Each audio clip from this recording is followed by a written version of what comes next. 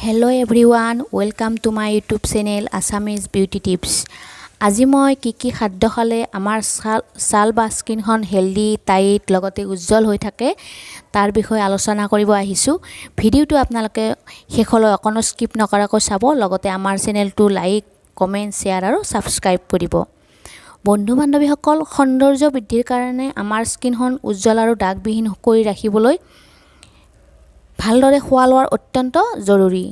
আমি আমাৰ স্কিনখনৰ বহুতৰে হালমনযুক্ত, কলা দাগযুক্ত, গ্লেমাৰবিহীন ছাল হোৱা দেখা যায়। এই সমস্যাসমূহ বহুতৰে হোৱা দেখা যায়।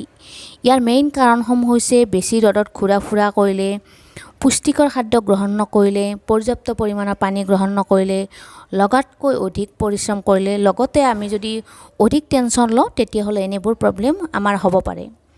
সেইকাৰণে আমি খোৱা লোৱাৰ তালিকাখন সঠিকভাৱে মানি লৈ খোৱা লোৱাৰ ক্ষেত্ৰত অধিক গুৰুত্ব দিব লাগে। ইয়াৰ বাহিৰেও আমাৰ স্কিনখন ভালে ৰাখিবলৈ আমি ময়শ্চাৰাইজাৰযুক্ত খাদ্য খাব লাগে। এই ক্ষেত্ৰত মাছ আমাৰ স্কিনখনৰ কাৰণে অতি সুখমদায়ক। আমি যদি প্ৰত্যেক দিনা মাছ খাওঁ তেতিয়াহ'লে আমাৰ একো অপকাৰ নহয়, কিয়নো মাছে আমাৰ স্কিনখন ময়শ্চাৰাইজাৰ কৰি ৰাখে, লগতে বাৰ্ধক্য অহাত বাধা প্ৰদান কৰে। বন্ধু বান্ধৱীসকল, কেঁচা হালধি আৰু গাখীৰো আমাৰ স্কিনৰ কাৰণে বহুতো ভাল। কেঁচা হালধি আৰু গাখীৰ সেৱনে আমাৰ স্কিনখনত থকা সৰু ডাঙৰ কলা দাগবোৰ আঁতৰ কৰাত সহায় কৰে, লগতে আমাৰ স্কিনখন উজ্জ্বল কৰি ৰাখে। ইয়াৰ বাহিৰেও ৰিংকেলছ দূৰ কৰাত সহায় কৰে। আমাৰ স্কিনখনত ৰ'দত পৰা বা গৰমত কলা পৰিলে আমি ৰ'দৰ পৰা আহি ডাবৰ পানীৰে মুখখন ধুই দিব লাগে। এনেকুৱা কৰিলে মুখৰ কলা দাগবোৰ একেবাৰে আঁতৰি যায়, লগতে মুখৰ জ্বলা ভাৱবোৰ নোহোৱা হয়। ডাবৰ পানী খালেও আমাৰ গৰমৰ দিনত শৰীৰটো ডিহাইড্ৰেশ্যন কৰি ৰখাত সহায় কৰে। বিলাহীৰ ৰসো আমাৰ স্কিনৰ পৰা কলা দাগ আঁতৰ কৰাত সহায় কৰে, লগতে আমাৰ স্কিনখন উজ্জ্বল কৰি ৰাখে।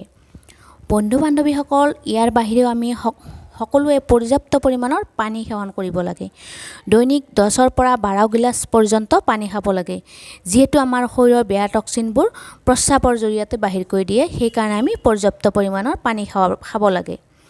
ইয়াৰ উপৰিও আমি শাক পাচলি, ফল মূল পৰ্যাপ্ত পৰিমাণৰ খাব লাগে। এইবোৰে আমাৰ স্কিনখন উজ্জ্বল আৰু টাইট কৰি ৰখাত সহায় কৰে, লগতে আমাৰ পেট খোলসা কৰি ৰখাত সহায় কৰে। ইয়াৰ বাহিৰেও carbohydrate, protein, vitamin, fates, mineral আদিয়ে আমাৰ স্কিনখন সঠিকভাৱে ৰখাত সহায় কৰে। বাদাম, গাজৰ, কমলা টেঙা, ষ্ট্ৰবেৰী, দৈ আদি সেৱনে আমাৰ স্কিনখন উজ্জ্বল, টাইট আৰু ধুনীয়া কৰি ৰখাত সহায় কৰে। আমাৰ স্কিনখন হেলদি আৰু নিৰোগী কৰি ৰাখিবলৈ পকা অমিতা, ব্ৰকলি, মিঠা আলু আদি খাব লাগে। বিটৰ ৰস, পালেং শাক, কোমোৰা, বেদনাৰ ৰস, আঙুৰ আদি খোৱাৰ ফলত আমাৰ স্কিনখন উজ্জ্বল, দাগবিহীন কৰি ৰখাত সহায় কৰে। বন্ধু বান্ধৱীসকল, আমাৰ স্কিনখনৰ কালাৰ বগা কলা যিয়ে নহওক কিয়, কিন্তু স্কিনখন হেলদি, উজ্জ্বল আৰু কোমল, স্বচ্ছ লগতে আৰু ধুনীয়া হ'ব লাগে। ইয়াৰ বাহিৰেও নেমুৰ চৰ্বত আমাৰ স্কিনৰ কাৰণে বহুতো উপকাৰী। এলোভেৰা জুচ, ত্ৰিফলা জুচ আমাৰ স্কিনৰ কাৰণে বহুতো ফলদায়ক।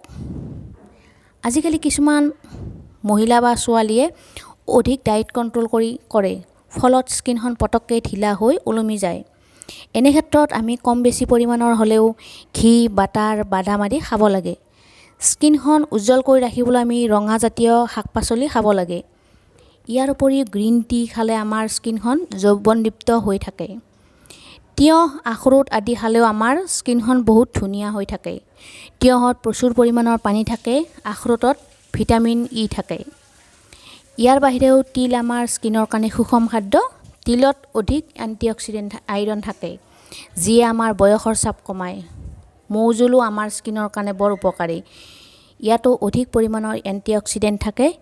ৰেগুলাৰ এচামুচ মৌ জোল সেৱনে বাৰ্ধক্য অহাত বাধা প্ৰদান কৰে, লগতে দেখাত কম বয়সীয়া কৰি ৰাখে।